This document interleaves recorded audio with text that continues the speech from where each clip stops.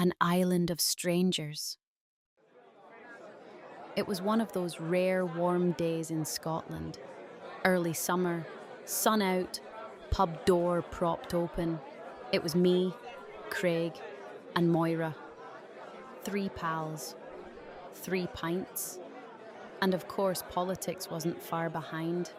Moira started it. Labour's tightening immigration rules again, raising the salary threshold, tougher for families to join. They say it's to stop abuse. Craig jumped in. About time. The UK's a mess. Housing's tight. NHS is broken.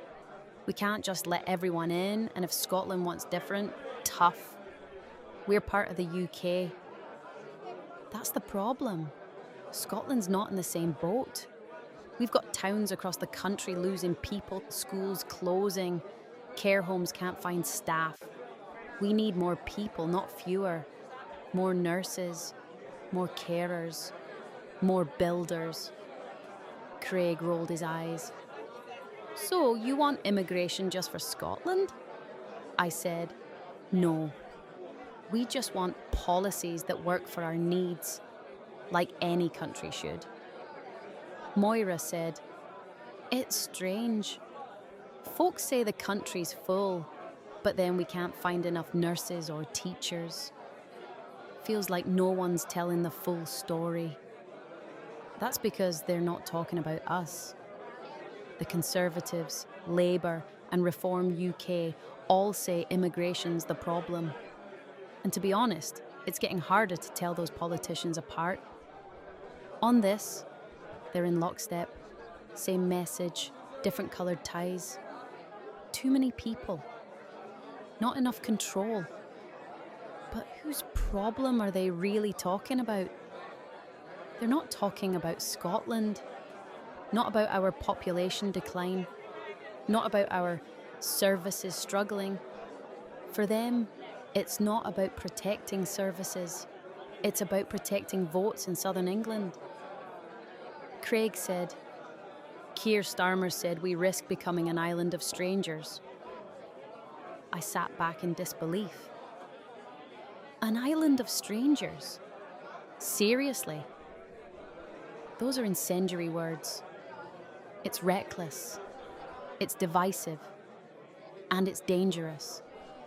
It's the kind of thing we used to hear from the fringes. The National Front in the 70s, the BNP in the 90s and early 2000s. And back then, we knew it for what it was. Hate dressed up as politics. But now it's coming straight out of Westminster.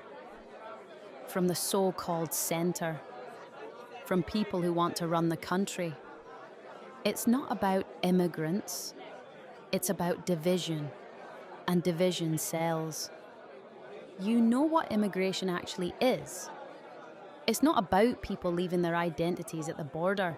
Ask yourself, if you moved to another country, would you just drop everything about who you are?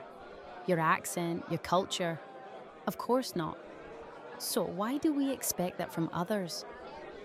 Immigration isn't about people becoming carbon copies of whatever British means this week. It's about building lives together, side by side, respecting each other, learning from each other. That's what makes a place stronger. Moira nodded. I get that. But folk feel left behind. Maybe that's why they fall for it. I get it too. But fear doesn't fix anything. Shutting the door won't help when we're already facing a population decline. Craig said, but they'll all head to London anyway. And that's exactly why we need control. Look at Canada. They've got regional immigration programs. You don't just drop people in and hope. You match them to areas that need them, and you support them to stay. Scotland could do that. We tried back in 2020 with the Scottish visa, but Westminster blocked it. It's not that it wouldn't work, it's that it would. He shook his head. So what are you saying? We run immigration separately just for Scotland? Craig, we're not asking for special treatment. We're asking to govern based on our own needs, just like any country should.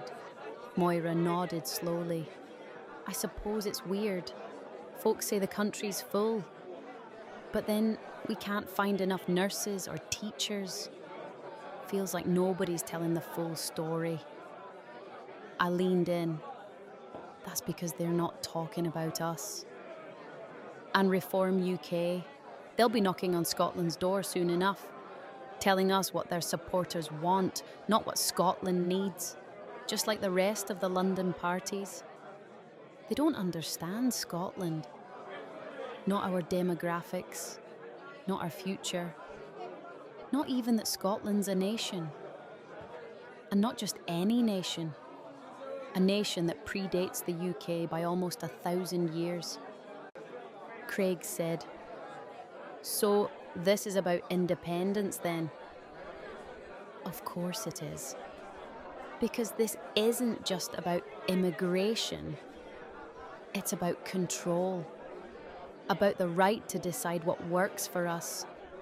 To build a Scotland that welcomes, that grows, that thrives. Right now, we're stuck with rules made for someone else's problems. And while they argue over how to close the door, we're running out of time. We're losing people. We're shrinking. We're sliding backwards. And nobody down there seems to care. 3 pals. 3 pints. Talking about immigration, but really talking about survival. The truth, it's not the people coming here who are the problem. It's the fact we're not allowed to welcome them on our terms. That is the real problem.